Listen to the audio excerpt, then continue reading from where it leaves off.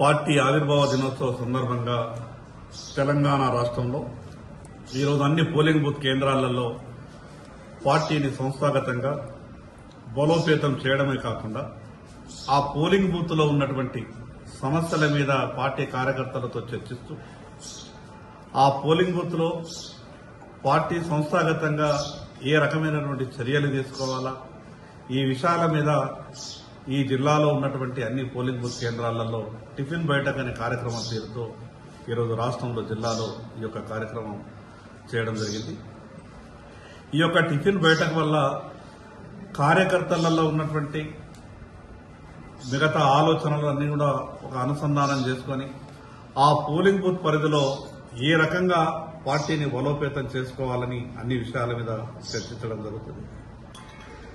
ఇది కేవలం ఒక భారతీయ జనతా పార్టీలోనే సాధ్యమవుతుంది. పార్టీ కార్యకర్తల ఆలోచన విధానాన్ని పార్టీ పెద్దల దృష్టికి తీసుకెళ్లే విషయం కానీ, అదేవిధంగా పార్టీ అంతర్గతంగా పార్టీని సంస్థాగతంగా ఏ రకంగా బలోపేతం చేసుకోవాలనో చర్చించే అవకాశం కానీ ఈ యొక్క టిఫిన్ బైఠక్ ద్వారా ఈ రాష్ట్రంలో ఒక పార్టీని నిర్మాణం చేయడంలో ఒక మంచి వాతావరణం. ఇది కేవలం మిగతా రాజకీయ పార్టీల తీరు కాకుండా ఒక నిబద్దతతో నీతితో పార్టీకి ఉన్నటువంటి ఆలోచనల్ని ప్రజలకు దగ్గరికి తీసుకెళ్లే విధంగా చేసేటటువంటి ఈ యొక్క కార్యక్రమాన్ని అన్ని పోలింగ్ బూత్లలో నిర్వహించడం జరిగింది.